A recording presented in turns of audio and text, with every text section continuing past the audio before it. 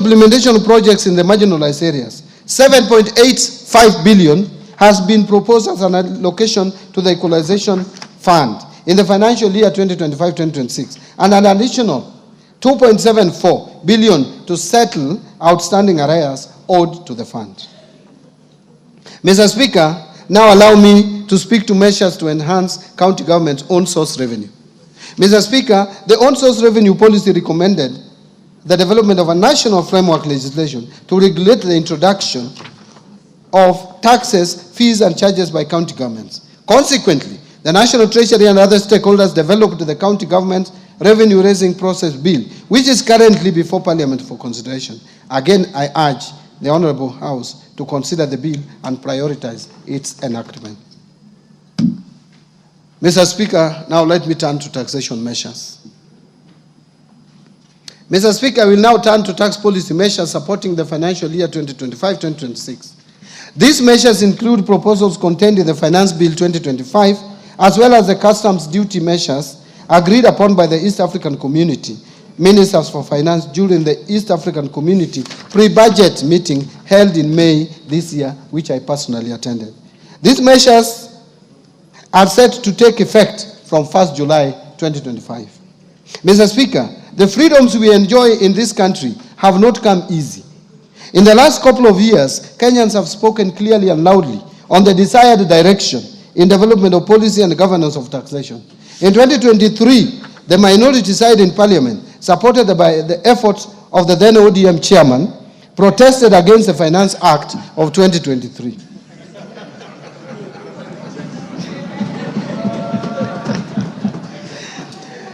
Last year, Mr. Speaker, some provisions in the Finance Bill 2024 triggered protests across the country. These actions in the 2 years regrettably resulted in the loss of lives and destruction of property and adversely impacted economic lives of many. In the remembrance of our fellow Kenyans who lost their most precious lives during these protests, allow me, Mr. Speaker, that we observe a minute of silence in their remembrance. Will you be upstanding?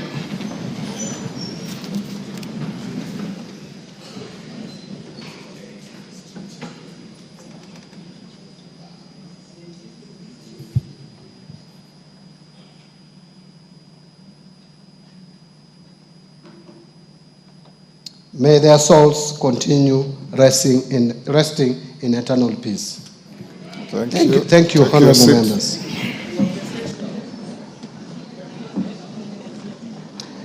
Mr.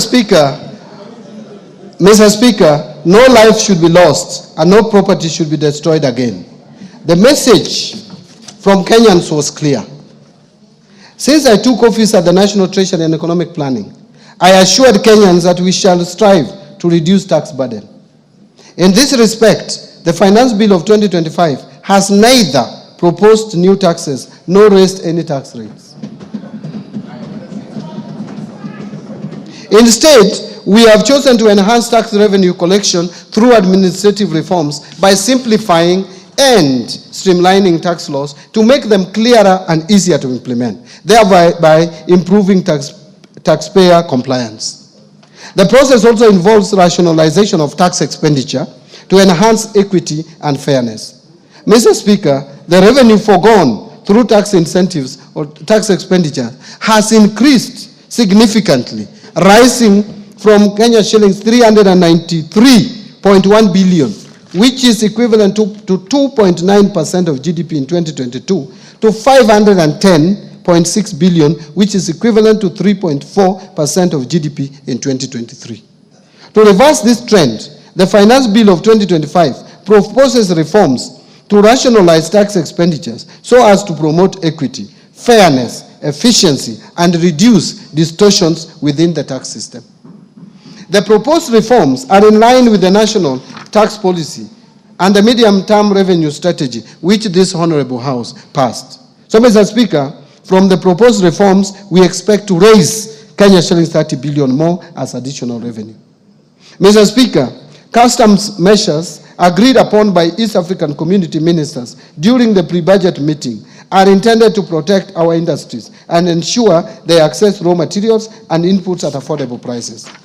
The meeting allowed Kenya to import tea packaging materials at a lower duty rate of 10%.